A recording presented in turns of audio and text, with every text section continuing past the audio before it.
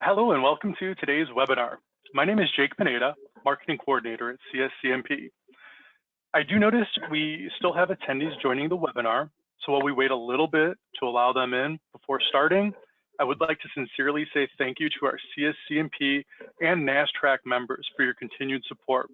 It's what makes being able to provide this kind of content possible. This is a CSCMP and NASTRAC event. Any media is not allowed to be rebroadcast in any way without our specific permission. Attendees on this webinar are muted for a better webinar experience, but we would definitely love for you to submit any questions using the questions box in the GoToWebinar control panel. Now I will go ahead and hand this over to Gail Rakowski, our moderator for the webinar. Thank you, Jake, and good day, everyone. Thank you for taking the time to join us today. As Jake said, my name is Gail Rutkowski, and I'm the Executive Director of NASTRAC, a division of CSCMP. To honor Women in History Month, CSCMP and NASTRAC are featuring two webinars highlighting women in supply chain. Today, I'm delighted to be joined by an amazing panel of women who have achieved C-level status within their organizations. I'm sure we'll have a lively discussion, and I invite you all to share your questions in the chat box to the right of your screen. We'll answer as many of them as we can. For those of you who are younger and those of us who may have forgotten, I'd like to share a short story before we begin about one of my favorite women and heroes, Ruth Bader Ginsburg. When Ruth's husband and fellow Harvard Law student Marty is diagnosed with testicular cancer, Ruth comes up with a plan to keep him on track to graduate. She begins attending his classes, in addition to her own, racing from lecture to lecture, like Hermione Granger without a time turner. She is only one of 9 women in her class of more than 500, and the juggling act she masters at that time of her life, law student by day, mother, wife, and spousal teaching assistant by night, is almost comically impressive performance of work-life balance. Not that it helped her get a job. As we saw in the movie On the Basis of Sex, no law firm in New York City wanted to hire a female lawyer in 1959 because, among other things, she might make the partners' wives and nervous. Watching Ruth graduate first in her class and be turned down by prestigious law firm after prestigious law firm, you realize just how profoundly unfair the world could be, even to the most accomplished women, before RBG came along to fix it. Today, we are going to be speaking to just such a group of accomplished women who've overcame many challenges and obstacles to sit on the top of their companies. They will share their stories with us and discuss opportunities that lay ahead for those who follow them. I'd like to ask our panelists to just share a little bit about themselves before we start with our questions. The first person is Jean Regan, President and CEO of Transact Technologies. Jean? Hello, and thank you for all of you participating today. I'm President, CEO, and owner of Transact Technologies. We've been in business for over 30 years, and it's been quite a ride. Muted? We've made a number of acquisitions, and actually we sold our freight audit and payment system, which was our majority revenue generating system, in 2000 to Schneider. And then we rewrote the system in 2005 and got back in the business. And since then, we've added additional capabilities like TMS, brokerage, a parcel tool, and so forth. So it's been quite a ride. I have an extensive background. I started in KPMG. I went to a small middle market wood treatment and retail lumber company. And so the experiences that I have had over the years have really allowed me to come to where I am now. We are currently a WeBank business, but I have to tell you, I think my proudest accomplishment is my 4 children, 2 girls, 2 boys, 3 in the business.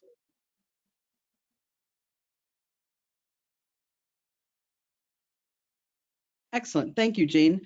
And next up, Lynn Caldwell, Chief Sales Officer for Banyan Technologies. Lynn? Hi, thanks. Banyan Technology is North America's leading provider of live carrier API connectivity for transportation management, empowering shippers, third-party logistics companies, 3PLs, carriers, and supply chain partners with real-time intel, unprecedented visibility, and instant access to opportunities that drive greater operational efficiencies and create significant value for their bottom line. I've been with Banyan Technology for just under 3 years. Before that, I was with the transportation industry all with LTL carriers. So I've had the opportunity to work with operations, sales, and the last 25 years was with sales management. So excited to be here and share my story. Thank you, Lynn. And Angie, Chief Human Resources and ESG Officer for C.H. Robinson. Angie? Thanks, Gail.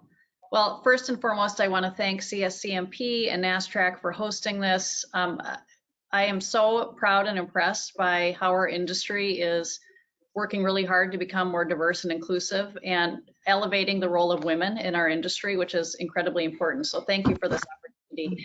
I'm with C.H. Robinson. We are one of the world's largest logistics and supply chain management companies, about 15 billion in revenues, publicly traded.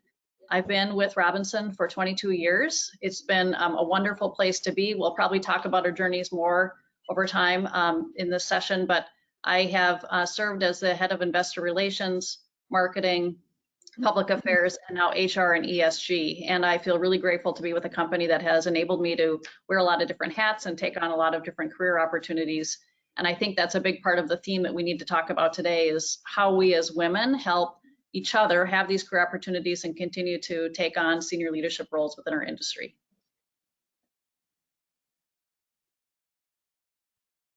Great. Thank you, Angie. And finally, Wendy Christek, Chief Executive Officer of T Exponents. Wendy? Thank you, Gail. I'd like to thank everyone from CSCMP for hosting this, Gail for moderating it, and for all the attendees and these, I feel truly humbled to be part of this incredible panel. I am Wendy Christek. I am the CEO and co-founder of T Exponents. We are a management strategic consulting firm. We are founded on trust, integrity, experience, and humility. Those are our core components. And we actually hire, every hire we make sure that they have those philosophies. We specialize in supply chain, mergers and acquisitions, and very strategic IT projects. I began my career in audit at PwC, and I've been in consulting for almost 30 years. And I'm very pleased to be part of this organization. Thank you, Gail. Thanks, Wendy. And I'd like to turn a little bit and talk about how you all got started. And Jean, I'd like to start with you. What was your first job and what was the landscape and culture when you began your career and how has it changed? Well, I started with KPMG. That was my first full-time job. I was there for 9 years, and it was a completely different environment than it is today. I traveled 30% of my time, and back then, work-life balance wasn't even something we talked about. So we would travel on Sunday afternoons. We would work a full day on Friday and come back on Friday evenings. And work-life, like I said, work-life balance wasn't even something that we talked about. As a female, I always felt that I had to work harder as opposed to my male counterparts. But KPMG was the best environment. One is I saw so many different companies, so many different cultures, and I was able to see, well, wow, this is a company that really is functioning all cylinders. And wow, here's a company that's probably going to have troubles down the road. So like I said, KPMG was a great beginning vehicle for me in terms of my career.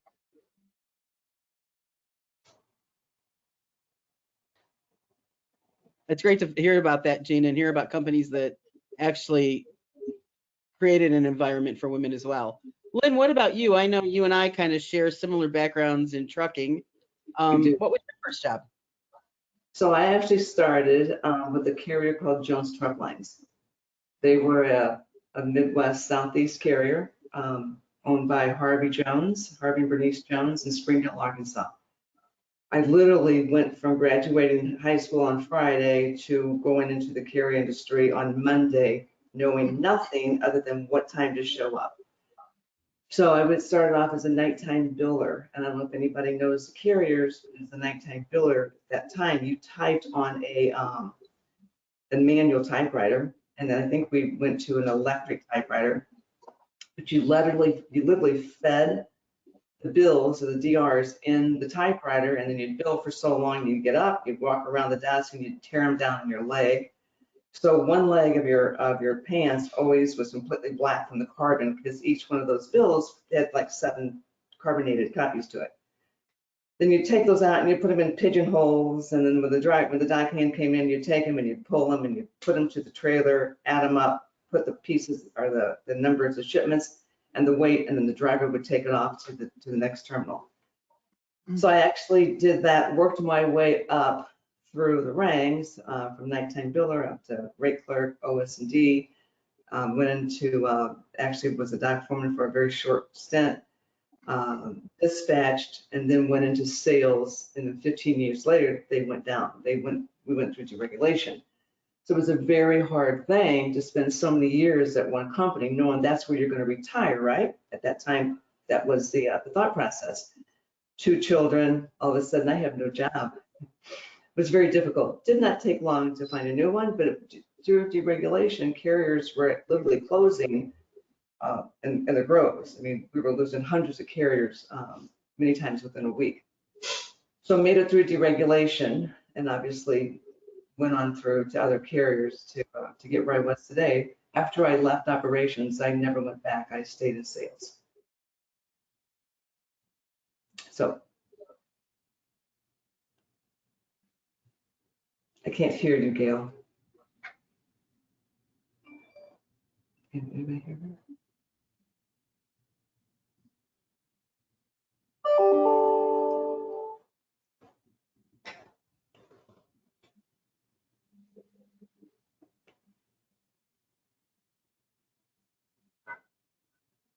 The button said there were 20 people muted and it wouldn't let me unmute. Sorry about that. That's okay. Anyway, Lynn, I can so relate, and I don't blame you for going to sales. Operations is a tough gig for anybody. Angie, over at C.H. Robinson, what was your first job?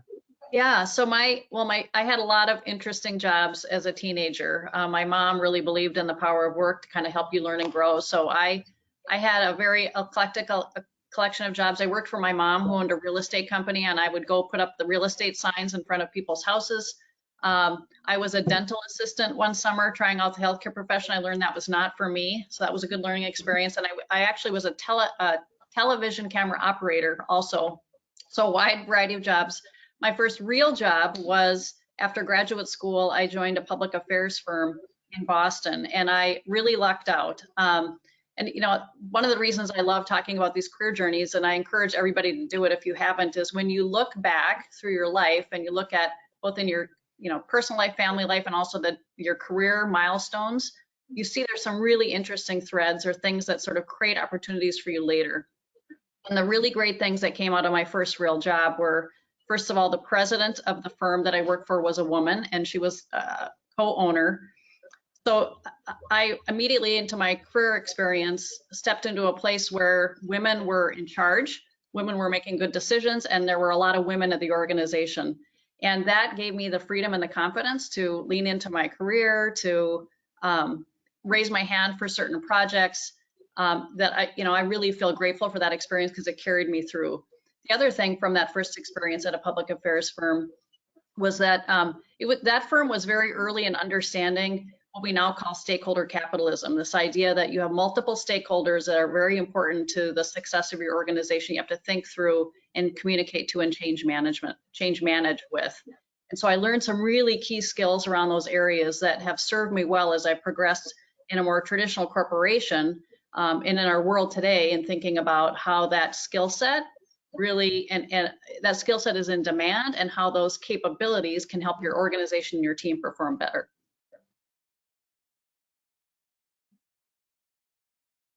And I think, unfortunately, poor Gail is frozen again. This is the world we're in today, right? Navigating all this virtual. Do you want to, maybe we'll just take the reins here, and Wendy, maybe you should share your experience as well. Absolutely. Thank you, Angie. Like you, I was in a very similar situation. My parents made me work when I was in high school, and I remember my very first job, because I'm from Australia. I worked at a company called Hungry Jack's, which is your Burger King here in the US. And I really wanted to be on the burger lineup because I wanted to see how a burger was made and how it, went through the entire process. Because to me, I was very interested in just the production and the supply chain process at a very early age. And I asked the manager, I said, well, I want to be on a burger line. And he said, no, he said, I think you need to be on the till, on the cashier. And, I was so naive and I said, oh, why do I need to do that? And then he said, well, because you're so cute. And he said, so do that, right? And I was like, I went home to my parents and I said, look what happened today. I'm so happy. And my parents went, and my grandmother in particular, she said, no, that wasn't a good way for you to be treated. And I remember that, I remember that. And then when I began my career, I was at PwC in audit, and I was really lucky because I had some very great mentors and sponsors right off the bat. They were both men and women, and, they gave me the ability to be successful. And like you, Angie, I'd raise my hand at like everything that, came up. And I found that I think for me, just believing in yourself and being true to yourself and just never changing your values helps you throughout your career. I know that's what's, definitely helped me here at T Exponents. Yeah, I totally agree. And, we're an agile group, so we're just going to keep going while Gail finds her way back to us. But Actually, guys, I am back. Sorry, I've never had that happen before, and I certainly apologize. I got on another computer and my camera's off, but I'm still with you. I think it might help the connection straight right now. We tested out good. I don't know what happened there, but I'm sorry. Thank you, ladies, for carrying on. I knew that you would without me, just fine. Let's talk a little bit, when you look around today, what issues are still troubling, and you've touched on some of these in your first jobs, in terms of women advancement? In our group a couple days ago, we talked about anger issues and being non-emotional, and anybody want to share what they're still seeing out there that's troubling? Yeah, and Gail, I'll take that. Okay. I think one of the things that I really am troubled with is that anger in females is sometimes seen as a character defect. And it's really hard to, I think, take ambition and likability and balance them as a female. And what troubles me is when women are characterized as, when they insert themselves, is that they're the persona of being bossy or angry or irrational. And I want to read this quote because Gloria Steinem once said that anger has been portrayed as an unfeminine character defect. So I would like to see us as women assert ourselves more in a way that is viewed as productive. And then the other issue I've seen is the lack of support among women and between women. And I would say we all need to be supportive of one another. And the last thing I would say is we need to be cheerleaders for each other. And I think Lean In, Sheryl Sandberg, she talked about this, how we need to really lift up each other into positions of power and authority. Great points, Jane. I can certainly relate to that. When you're angry and you're a woman, you're called that lovely word we all like to use. Oh yeah. But if you're a guy, it's like you're aggressive. But yeah. We've all been down those roads. Anybody else? Lynn, what about you? Same thing. I have found that many times in my career path, two-sided. One, you really grow relationships with other women, and you hope that those feelings and respect are returned, and there's no guarantee it is. And that's very hard sometimes. You'll say, keep your friends close, keep your enemies closer. I think the hardest thing is realizing where the enemy is and really understanding, hey, I need to keep this person as close to me as I can because that's the true enemy. So understanding that just because you have great feelings for that person and you really respect that person, there's no guarantee that they're doing the same thing back to you. You really have to sometimes walk a fine line with all your counterparts. I have found that I have some great mentors as females to a certain level and slid off. I found that I have a lot of great mentors with men who really help pull me up, and we're very supportive. So sometimes you have to take the gender out of it, but I do believe that women need to support women. It doesn't happen enough in this industry, any industry probably. That's a great point, Jean. Angie, do you have any thoughts on this? Yeah, I'd love to jump off these talking points because I think they're raising some really interesting areas for us all to think about. I love this concept of women helping other women. The quote I heard once was something along the lines of, when we help another woman, we all rise. And I truly believe that. And I'm really encouraged by what I see is an increased focus, particularly about women, by women who are newer into the workforce, maybe who are the generation below us, who are very supportive of each other and building support networks and encouraging and cheerleading each other. There's a really cool story that came out of the Obama administration. When the Obama administration, when he first built his first cabinet, there were more women in that cabinet and among his inner circle than in any other presidential administration before him. But even so, those women felt a little bit isolated and they felt it sometimes hard to get their voice out and to get to share their points of view.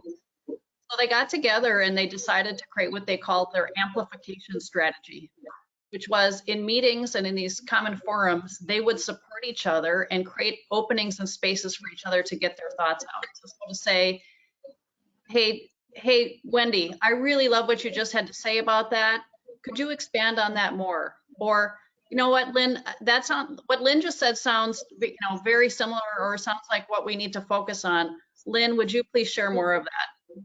Together, they kept reinforcing each other's points of view and identifying when maybe a male member of the meeting sort of co-opted a woman's thoughts, just put that out into view. And together, they all felt much more powerful and influential. And I just love that as a real story of being really intentional and thoughtful about working together. My hope is that one day that will be less necessary, and I think that's becoming less necessary all the time, but we do still have situations where, because there's not enough women in the room, not enough women of color in the room, that it's difficult for folks to be able to be their full selves and to gain their full influence. And so until that day when it's not necessary, I think it's really important for us to support each other.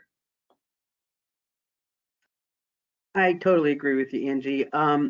Wendy, what are your thoughts?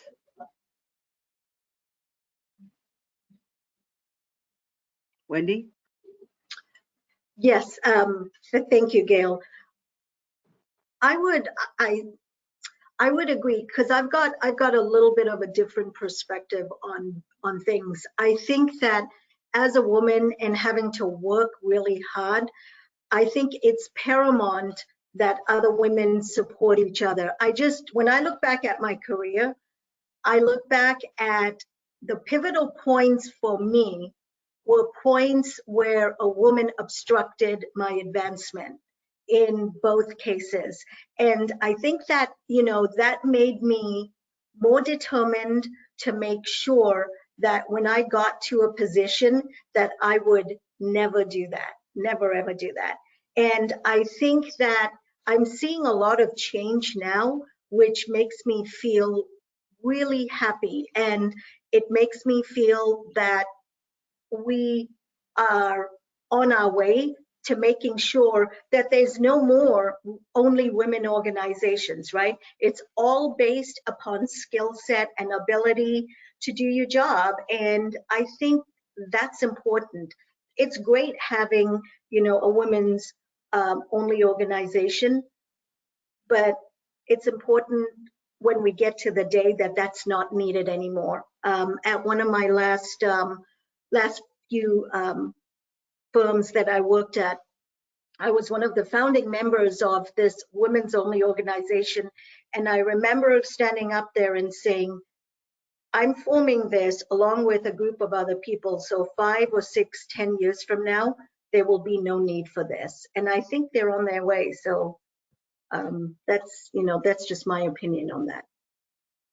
Thank you, That's Gail. a great point, Wendy. I've always felt uncomfortable on women-only organizations, or when someone told you, and I'm sure you've all heard this at some point in your career, you're one of the top women in your field. And I'm like, well, what about in the field?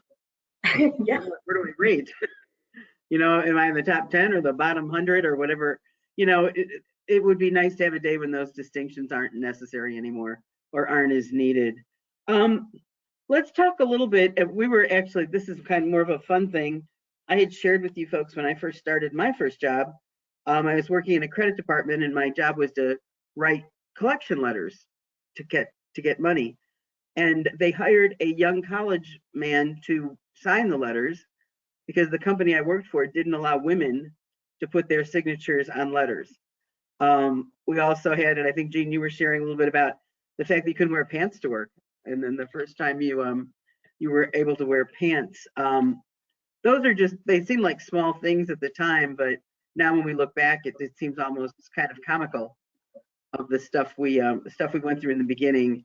Do you guys have any stories to share about just kind of some of the weird, kind of crazy things you encountered when you started out in your career? Yeah, I mean, I talked about it. So I interned with Arthur Andersen, and the old Marshall Field, which is on State Street. You took an elevator up to one of the top floors. We did inventory all manually, all cards. And I walked in and I had what I thought was a Charles Stevens great pantsuit. And probably over the first day, I was chastised 10 times for the fact that I was wearing a pantsuit.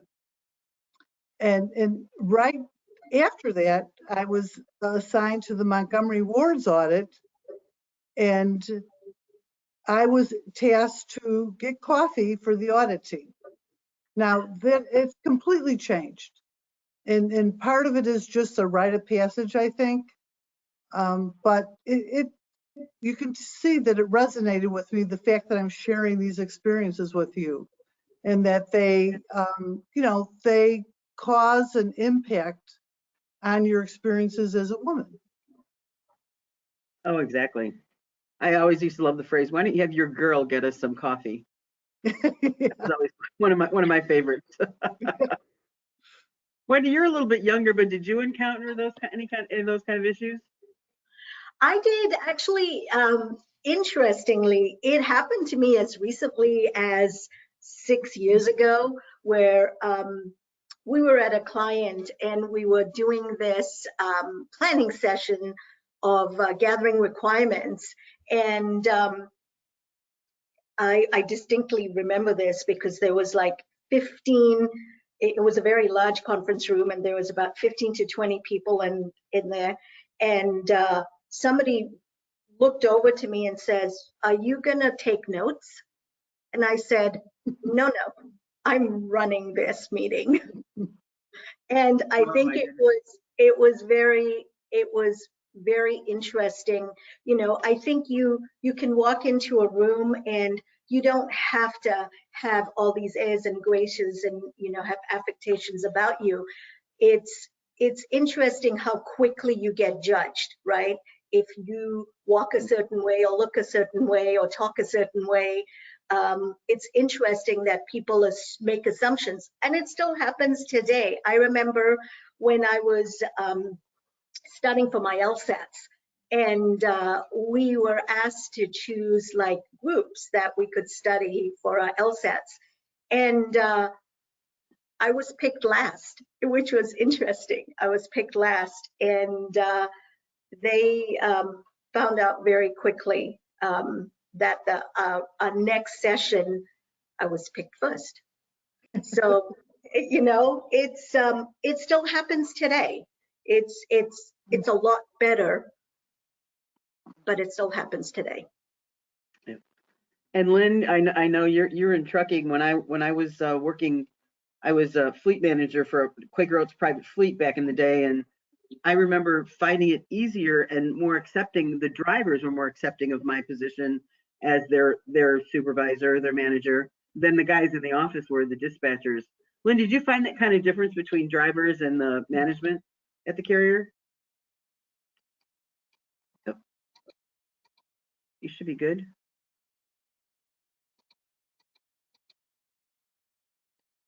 Okay, it's not letting me unmute you.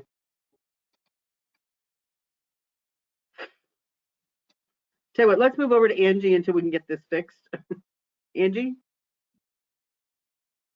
I don't know that I have any really great stories about that. I mean, I have some similar experiences early in my career, not at C.H. Robinson, where I had a older gentleman tell me that he didn't like when dames wore pants, which just sounds like a movie, you know, like a sentence out of a movie in the 1940s. And it was the middle of winter in Boston, you know, so I was like, well, I ride public transportation. I'm not wearing a dress today. But, you know, I think to Wendy's point, I think it's so much better today. I think we have, thankfully, far less blatant examples of sexism and discrimination and harassment. They still happen out in the world, but I think that we've had some breakthrough moments in the last couple of years. The Me Too movement, the killing of George Floyd, where the awareness of this is much higher, and thankfully the tolerance is, you know, there should be no tolerance for it. In the investment community, large shareholders are increasingly holding companies to task on their culture and their track record on these things, which is causing boards to do the same. And so I think that's all really good progress. And just in terms of what society will accept, and thankfully what talent and younger women and people of color and all of us have as expectations of the cultures of the companies that we're going to work with. And so any company that's wants to compete for the best talent in the marketplace has to be diverse, has to be inclusive, and has to be wide open to the possibilities of all different kinds of people coming to work there. And the best talent are not going to go work at organizations where they feel like the company is not equitable or the company has a bad culture. So I think all of that is coming together now to make things better.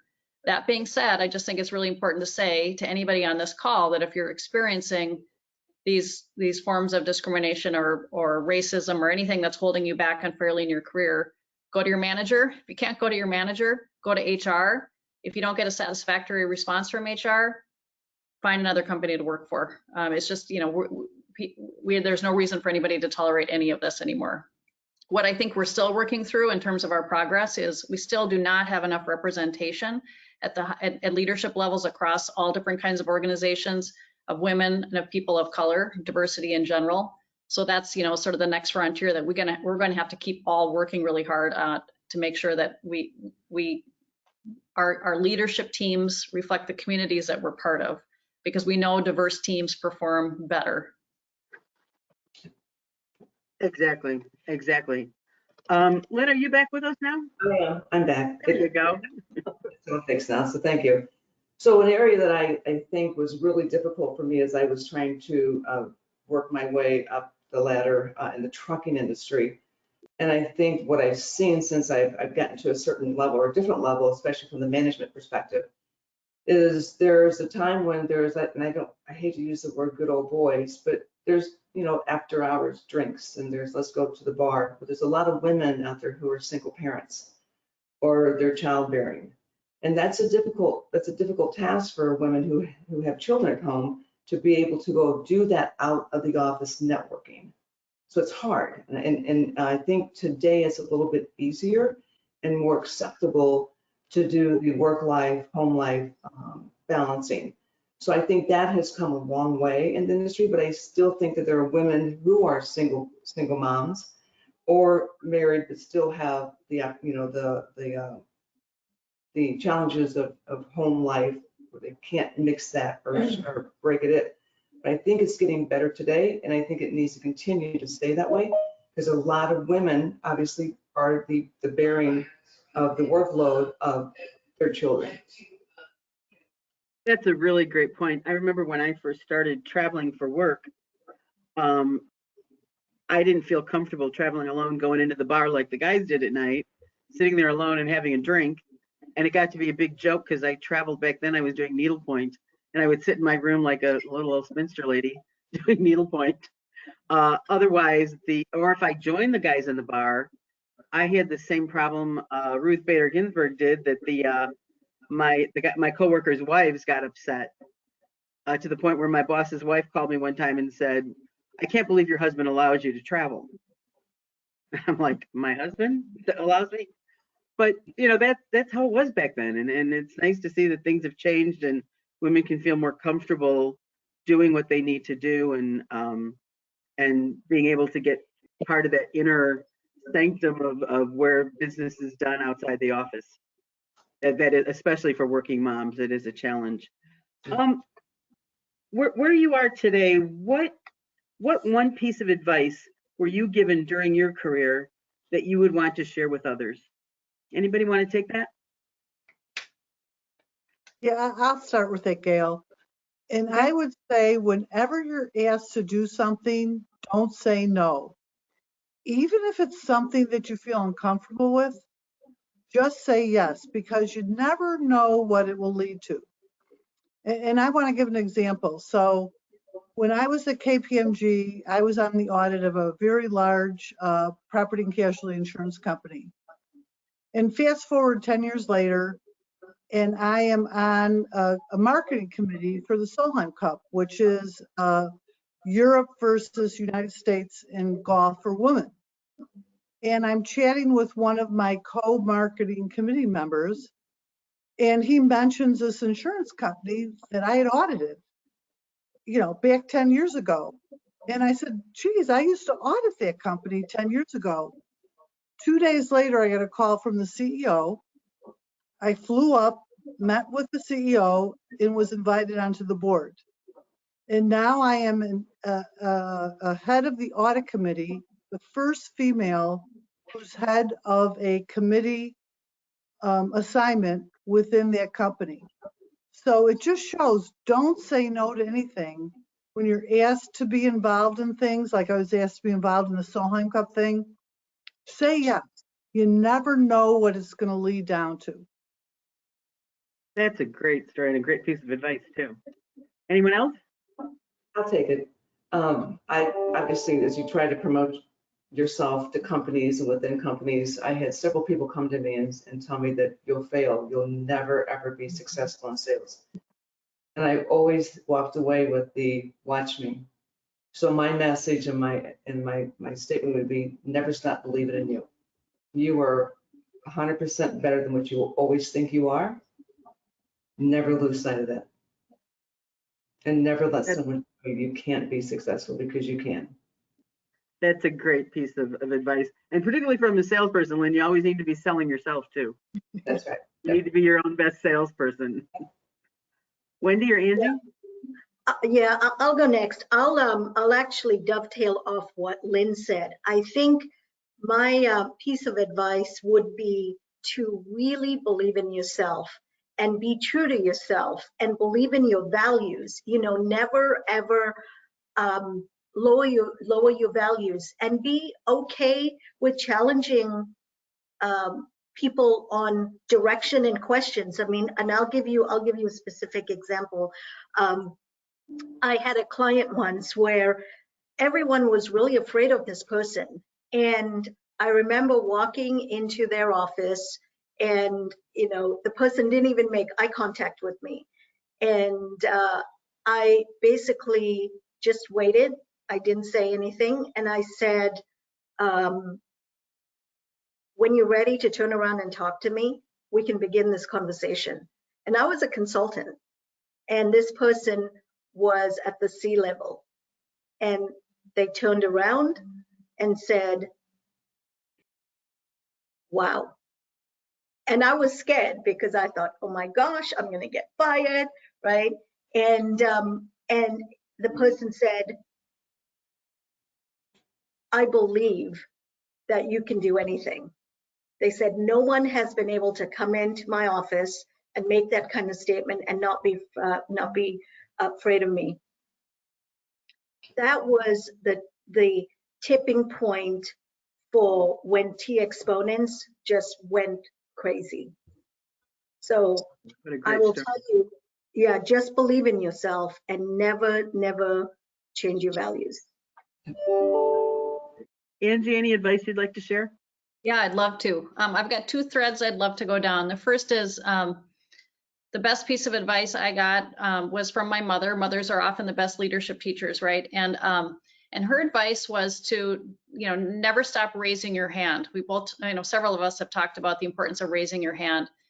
And when I look back on my career, and as I mentioned, I've had cool opportunity to take on lots of new and different experiences. When I look back at how that transpired, there were always three things that were in place. The first is that I had worked hard to demonstrate my impact. I could prove and show that I had achieved the objectives and gotten the results that were intended of that role. I had somebody above me who was acting as my champion or my sponsor, somebody who was kind of looking out for me and advocating for me. And third, to my mom's advice, I asked. I went to my boss at the time and said, I think I've accomplished this. I can show you what I've demonstrated in my impact. I'm ready for more. And very soon, sometimes after that, the more came. So I do think that there's, it's a really important, I might be preaching to the choir a little bit here because I think, again, women newer to the workforce are better at this than maybe some of us were, but you need to ask for what you want, but you also need to be able to demonstrate the impact you've had and why you've earned that next step. There's a really awesome quote from Carol Dweck. She's the woman who wrote Growth Mindset. And it's something along the lines of, if life were one long grade school, women would be the undisputed ruler of the world. And I think it's because in grade school, we're all very happy to raise our hand and show we know the answers. And something happens over time where we lose our confidence to do that. We need to make sure that we don't lose that. So that's thread number one. Thread number two, and maybe this gets into a longer topic, but is a notion that I like to call power skills. That's my word for what I don't like, which is soft skills. So when you think about what we've traditionally called soft skills, that's emotional intelligence. That's things like organizational awareness, empathy, positive outlook, influence, negotiation, all those things, communication, communicating a vision, building followership. Those are all things that research has shown. Korn Ferry's done some amazing research on this, that I hate to overgeneralize, but women tend to excel in all those characteristics as leaders more than men. We rate very highly in those capabilities. And research has also shown that leaders who possess strong capabilities in those areas tend to outperform those who don't. So the advice on that is to embrace these power skills that we have is in our role as women, in our role as leaders, and utilize those to drive performance. If there was ever a time, and 2020 I think proved it, it was an accelerated masterclass in leadership development last year, that those are the key skill sets that are going to carry organizations forward. Own that, use that, leverage those capabilities in a way to drive your teams forward, and that will help you continue to progress up the corporation. That is great advice, Angie. Thank you. I'd like to pivot a little bit. Yes, go ahead, Wendy. Can I just say something to dovetail off of what Angie said? It's interesting, Angie, that you talked about the EQ book. We make every person who we hire, that's a mandatory book that they read before they're onboarded.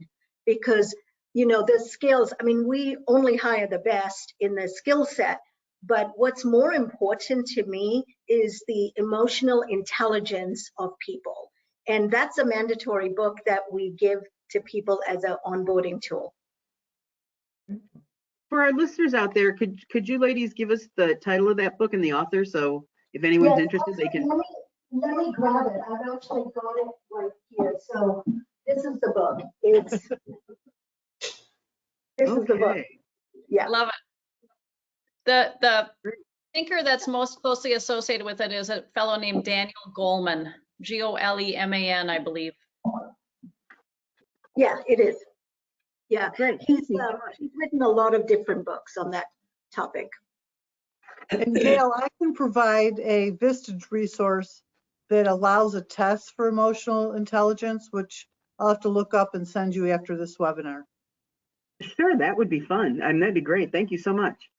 I'd like to pivot a little bit and talk more about day-to-day kind of skills, and we touched a little bit about that.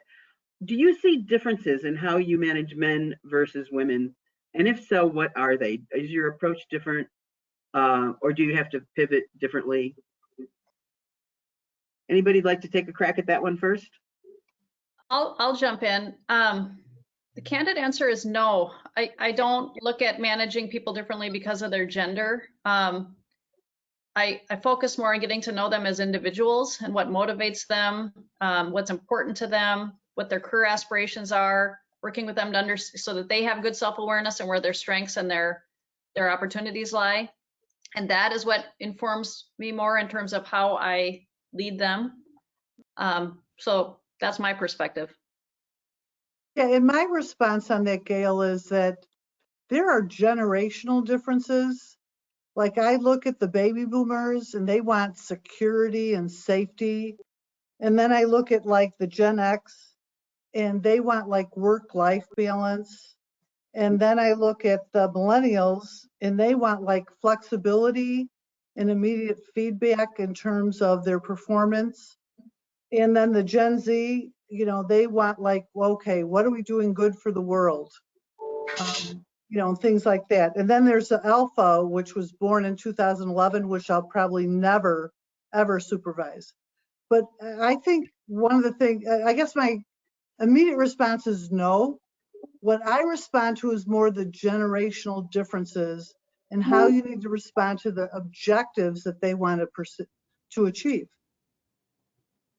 That is a great point, and I haven't even thought about that. But you're exactly right. That's true. Lynn or Wendy? Yeah, let me take that next. I would agree with both Angie and Jean.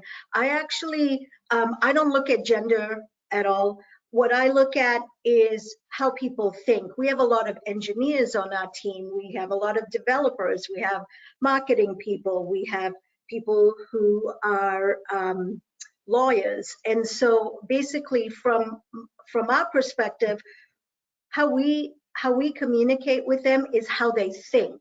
You know, if I was to go into a lot of detail with someone who is in marketing or someone who's in sales, they don't want to hear that. They want to know like the bigger picture, and they want to get to know you, and they want to do things like this. Versus when I'm talking to a developer or an engineer on our team, I'm very precise. I get to the point, you know, and I've learned that actually the hard way, because people will say to me, now, don't go all around the mulberry bush, just tell me what you want, right? So it's based on both what Jean was saying, Angie was saying, and then the vertical that they've decided to go into. That's super important. It's not on gender. So obviously me coming up behind everybody, I've got agreements on every story, and they all are fantastic. So the only thing that I would add to that is my message is always the same. My approach is sometimes different based on what they can accommodate. Yeah. And it all comes from everything everybody said. Okay. We've got time for one more question. And Lynn, I'd like to start with you. How has your current position allowed you to grow and help other women grow along with you? So great question. So my current position, obviously, I've had most men working for me today, only because the females had opportunities that were really something that they wanted to go after, and they were great employees. Very sad when they left. But what it has done, and I have hired a couple females since, what it does do for me by bringing women in, because I would never take away an opportunity for the gentlemen that work for me. I want to make sure that they have the same opportunities also, but it gives me a wider breadth of perspective. So I actually leverage the females and the males, because obviously I think they think a little bit differently in some of the tactics and how they approach us, because we're all in sales, right? So I leverage some of their thought process and how they manage their strategies, because they are different than sometimes the male approach will be. And then I leverage the male's approach with the females, because sometimes they need that different side too. So we go back to the assertive and the aggressive, and how the male's assertiveness or aggressiveness looks like they're being assertive, and how our assertiveness or aggressiveness looks like off the charts or something. So I try to take pieces of each of those genders, especially from a thought process, and pull them together so everybody can understand, well, why do you think that way? And how does it benefit you? Do they learn from it? Gosh, I hope they do, because I think I learned a lot from some of my male mentors over the years. I've learned a lot from my female mentors also. So I think that everybody's mind will pick up and sponge, because that's what we're going to do, is sponge off of someone else's actions that will make them better and pull them up. Excellent, excellent. Angie? Yeah, so I've been in my current role for about 9 years now, and I'm sure we all feel this way. There's not a day that goes by you don't feel like you learned something new, you get stretched in a new direction. I really like the notion of getting comfortable being uncomfortable and pushing yourself out of your comfort zone. I try to really be intentional about focusing time nearly every day on learning and reading and just gathering more information about my profession, my field, supply chain, my team. I think, being a curious, inquisitive person is really important. Learning agility is one of the top leadership capabilities that every organization is looking for. So try to build that in myself. In my role as HR and ESG, clearly part of my mandate as a leader at CH Robinson is to help ensure that we become a more diverse and inclusive company. And so we're working really hard on that. And part of how I do that personally is reaching out and supporting more women and people of color in the organization in a personal way to help be their sponsor, help them develop, be an ear. That's part of how I can contribute in a way to help lift them up as well. And I know for all of us, it's why we're doing this panel. That's a really gratifying part of our roles, where we are in our careers today, is to do that, to help others. We're at the point where we have knowledge and experiences we can gain and hopefully help lift others up. Thanks, Angie. Wendy? Yeah, I think for me, it would be just learning all of the life experiences that I have, and also, having that one person that believed in you. And for me, it was my grandmother. And just, always keeping that in your mind, that you can do anything. If you put your mind to it and you work hard, you can do anything. And I'm lucky enough that in my position, I'm able to do that. I'm able to take all the good from my career and all the bad from my career and turn it into a company where people want to come and work here. And I can be that leader that leads by example, and then the rest of my team follow. And that to me is what this is all about.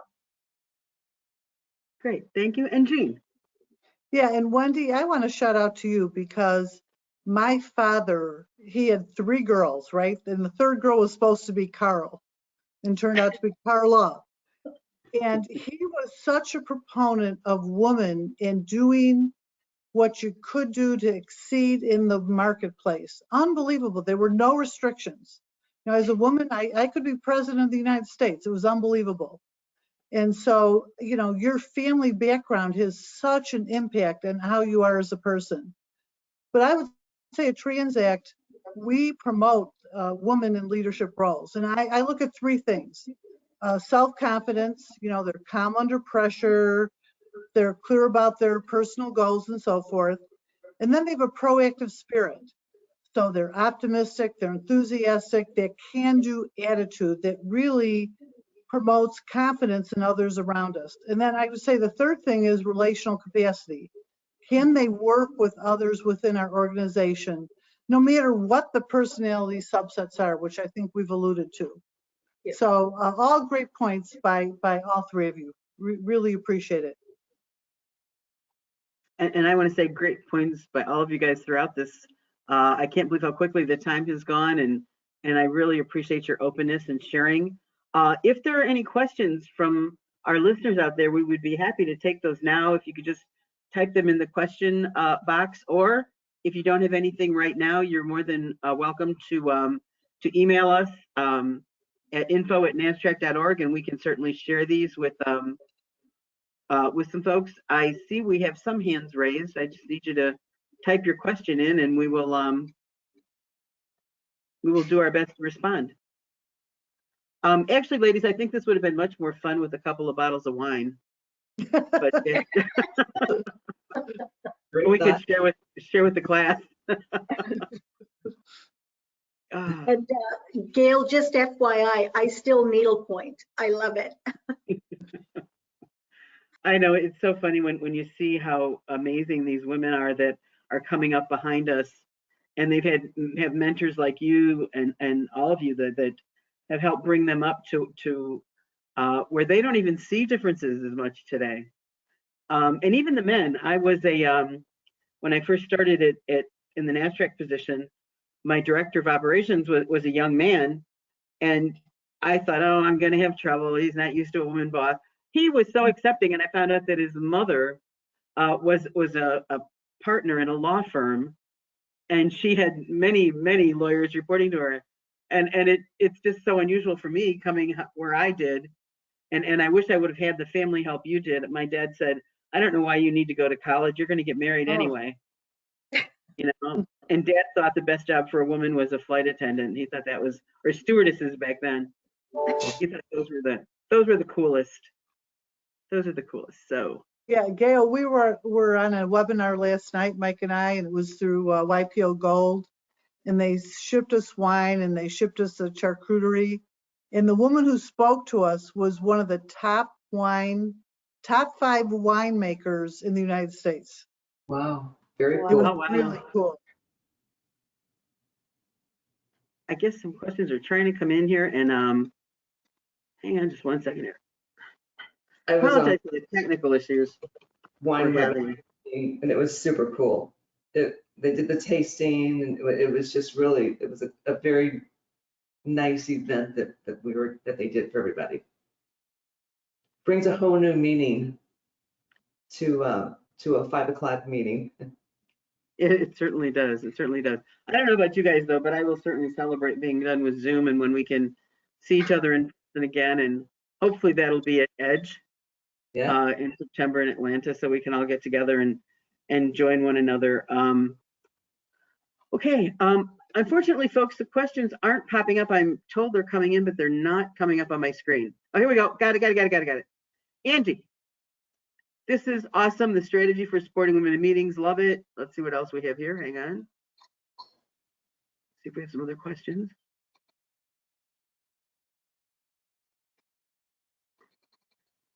You would think I've never done this before, but I really have. This is just so strange. You know, when you think about in a year how much we've learned about how to do all these things virtually, kind of like the creativity of having charcuterie and wine shipped to you for a 5 o'clock meeting, or being able to do stuff like this. That's great, Really isn't it? amazing. Despite some technical challenges, who cares? Look what we can do now. I've got one more question. Coming from a third world country and listening to all these amazing and strong women is not just inspiring, but also challenges me to keep doing history. Well, that's great. And if we were able to, if this group was able to help you, I'm sure they're happy and thrilled to do that. Okay, let's see what else we got. Okay, the book title we already talked about, and that was Emotional Intelligence. So if anybody needs that information again, just let us know. Have any of you taken a career pause to take care of kids along the way? Any tips on re-entering the workforce and managing a career with young children? Anybody Yes, want to take that? Yes, I can take that. Actually, I did take a career pause during a very pivotal point in my career. My son had been diagnosed with stage 3 leukemia, and it was one day before I was flying to Chicago to do a presentation to the partners, because I'd been nominated to be a partner at Grant Thornton, and I would have been like the youngest partner under 40 at that time. And I had this incredible opportunity, but I will tell you, I didn't even blink. When I had to make the decision, I made the call and I said, I cannot be at this presentation. It was one day before I was set to fly. And I think I just knew. I come back to, what my value was at that time. And my value was to just take care of my son and make sure that he made it through this. And whatever would happen after that would happen after that. And it all worked out. I mean, they were a fantastic company. They stood by me. I did not go back and be a partner there. I changed and, decided to do something different. But that was a pivotal point for me. And I'm grateful for that in a way. And your Gail, about mid-career, for 4 years, I only worked 4 days a week. I took Wednesdays off, and I was a Girl Scout leader on those Wednesdays. And one for my oldest daughter and one for my second daughter. And it was pivotal because my oldest daughter really would give me grief about not being a stay-at-home mom. And now that she's an adult, she has said, "Oh, Mom, I get it. You know, I understand why you worked." And it's like affirmed what I have done in my work life. That's great. That's great. Angie or Lynn, anything to share on working with children? Never took a pause in my career, but I did have to give up not really give up. I made a decision not to take a promotion because of my children and what the promotion was going to involve. So it's a hard decision to make, but family first. There you go. Angie? I spent 5 years, I was part-time for 5 years while my 3 kids were very small, and I felt like it was too hard to juggle everything. And then when I came back, I was promoted to the leadership team. So I'm forever grateful and loyal to Robinson for that flexibility they gave me at such a key time. And I think companies need to figure that out. If you make those flexible options for employees, they will stick with you and they will work harder than they probably would have otherwise because they're so grateful for that ability to better balance everything that's going on in your life. I think we all saw that with the pandemic when everyone had to work from home. There was so much fear for management about, oh, they're not going to work, they're going to screw around. And I think being able to find out that people can work from home and still be vital. And I think everyone was just so grateful to still have a job. That helped as well and helped create a more positive environment. One last question and then we'll sign off. Do you feel that to be a leader, you had to fight harder just because you were a woman? I'll take that, Gail. Absolutely. Definitely Thank you. earlier in my career, I felt I had to work harder. I had to spend more time. I had to be more visible and so forth. I think today it's changed a lot.